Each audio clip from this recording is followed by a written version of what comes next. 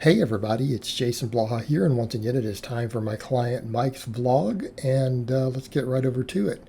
All right, he's almost done with his cut. We went for a floor press on max effort this week because he's having to train at this other gym. They don't have bands, chains, any of that stuff. A little bit less equipment than he's had used to, but that's about to change coming up in the future. So we started off with a floor press, and I actually had him do a little more floor press, but we're not going to put the footage in. This video is going to be way too long. So pretty good floor press there, nice good numbers, good strength. Afterwards, he did one arm dumbbell rows, again for middle and upper back development, of course along with our grip and bicep training. He did JM presses, and he's getting strong on these again. Now that his cut's winding down and he's pushing these, he's getting a little bit more weight on the bar. The range of motion, good, could stand to be a hair better, but honestly, given his tricep size and strength, if he wants to do them this way, coach doesn't really have a problem with it. Because the thing is, he does keep those elbows really high. So that being considered, we're still getting quite a good of lengthened position and a stretch reflex at the bottom of that on the tricep. So again, it's not like he's suffering for arm development, even when he chooses to do them that way. So just keep that in mind when we look at the way people choose to perform these different movements. Because again, he doesn't come as close to his face as some people, but his elbows are also really high. So you have to think about that in terms of the biomechanics involved and what's happening with the muscle. Afterwards, I have him do lateral raises. Again, working on the delts, upper traps, all of this stuff. I like laterals these days. I prescribe them to quite a few of my clients. You guys see me do them. I'm actually a fan of a variety of smaller shoulder movements these days because, again, they're just so easy to recover from. They can really stack a lot of muscle on in the right places. And, again, none of my lifters ever complain if I make their shoulders bigger. Never complain, and particularly your drug-free guys. It's hard enough to get them there. It's hard to get big round delts on them, so they need all the help they can get. Now, we did a box squat here, and it actually went pretty good. He's up above 400 pounds on a nice, good parallel box squat. Might have been a hair below, so I'm happy with that. That's for max effort lower. Afterwards, we do good mornings. Again, one of my lifters doing good mornings on conjugate, no surprise there. Again, good respectable weight. We're up in that 300 plus pound range here, right about there. Keeping in mind that is an 85 pound bar, right? It's one of those big Titan cambered bars. Or it might be the Rogue, but I believe they're both 85 pounds. I own the Titan personally. So again, we're in that range, doing sets of 10 on it. So again, building the posterior chain up, building the ability to hip hinge, getting that stretch reflex and lengthened position on the hamstrings. Again, you guys know how I feel about good mornings. I have plenty of videos on how they carry over to our squats. I believe it is one of the best squat builders. Though in anything for quads, whether it's sled work, some single leg exercises, and you're usually good, as far as developing everything you need to build a big squat. Now in this case, we're doing belt squats. And we've talked about, because he's so good at these wider stances, we're going to mess with sumo a little bit more this coming phase. We talked about it. And Mike thinks he wants to do a lot more sumo pulling. We do sumo, we just haven't pushed it super hard. And maybe it's time to do so just because of his stances and the fact that I'm not a particularly great conventional puller, in spite of his overall size and strength. Right? He can pretty much squat just as much as he deadlifts.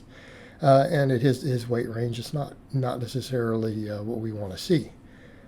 But again, deadlift has always been his weak link, and we're slowly bringing it up.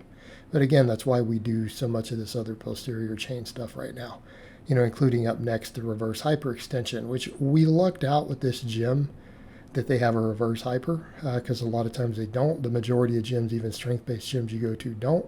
We got lucky here. They have a reverse hyper and a belt squat to go with some of these specialty bars. So all things considered, we're pretty happy with this. In spite of, the lack of setup for accommodating resistance, is still way better than I think the average box gym you're going to see out there in terms of what he has available here. So as a coach, I can't complain when one of my lifters has to spend a couple weeks somewhere else. And yeah, it's work related for him. And we got a big move coming up, and so we'll be at a new gym in the near future. All right, dynamic effort lower day, we speed bench. Of course, I have him rotate grips, 3 sets of wide grip, medium grip, and closed grip. Again, we didn't have bands or chains for this, so we're doing straight weight. And he notices the difference. He's like, yeah, I know I get so much more out of bands. I'm like, yep. Then he did some floor pressing for some sets of 10. Again, building our pecs, building our triceps, doing so in a way that's strict. We can't cheat. And he gets fairly close to his chest, so we get, a reasonable range of motion, especially considering he's able to be a arch really well. We tend to get phenomenal carryover on his bench. All right, and of course I have some more of the speed sets in here. They got kind of mixed in a little bit with the footage, and this is one of his wider grip sets. So again, we're going for compensatory acceleration, nice lightweight, low rep, short breaks. Of course, then we do more dumbbell rows. I like seal rows for him, but they don't have one at this gym. He had seal rows at his last gym, a seal row bench. They're hard to come by these days, in gyms, and even if you want to buy one, because it's becoming such a popular movement, it's kind of hard to get a seal row lately. Titan's going to be out of stock for like the next 6 months. They're like 6 months back ordered. The Rogue one's great, but they want a fortune for it. They're very proud of it. All right, afterwards, we followed that up with some JM presses, which a lot of my guys, man, people always say, hey, your squatters, what do they live on? Box squats and good mornings. Yep. My stronger benchers, a lot of them, again, we do a lot of floor pressing, a lot of JM presses. And obviously that's not all we do for either one of those. They just tend to be big staples. And I do notice a lot of my lifters get great carryover from both of these. Again, more lateral raises. And we rotate these sort of things through. A lot of times with my various lifters, we'll do these for a few weeks and we'll rotate in some reverse flies or upright rows. Whatever we need to do to continue to just stress the entire shoulder structure, to build the delts, build the traps, and not have overuse. But dumbbells we can get a little more mileage out of sometimes, or if I have a lifter who has a cable station also, we might rotate cable work in there for this stuff. Again, just to avoid overuse while still taxing everything. All right, speed boxes. I think this box is a little bit high, the box he had there this week, but it's not his normal gym. So we just did SSB speed squats. We did conventional speed pulls. We're still working on some of his technique stuff here, and I'd really like to see him get those shoulders back a little more, working on some of his angles and positions. But it is slowly getting better. So after dynamic effort squatting and pulling here, I have him do a few pull-ups, right? We work in, I think, about 3 sets of pull-ups. And again, we're doing a wider grip on these, somewhat wide. In this case, he's gone to more of a medium grip. And I don't mind usually if my lifters change it up, rotate grips around, do whatever they need to, again, not hit the exact same identical movement pattern all the time. Again, it's beneficial for both hypertrophy to vary these things as well as reducing overuse. So, there's multiple benefits to just making these small changes sometimes week to week, even if it's just changing your grip and stuff on supplemental work. Then, of course, he does some good mornings here, and I'm not sure why he went so much lighter on this set versus earlier in the week. I think it might have been a fatigue thing. But yeah, he was using so much more weight. I think it might have just been a fatigue issue at this point, and that's all he felt he could handle. He was getting pretty tired. He's not been happy with the sleeping accommodations for what he's doing with work at the moment. And, that may be affecting his lower back a little bit. But still, we went through the motions. He got in and did some work on this, even though he is capable of doing heavier weights. Again, sometimes we can come in and use a lighter because it's really all we feel like handling that day. And we just make it work. At least get some blood flow to those muscles, stretch them a little bit. With lighter weights like this down in, 180 pounds or so, whatever that is. Then, of course, we do belt squats again, and then he finishes up with reverse hyperextensions. Again, tools that I wish more of my lifters had access to.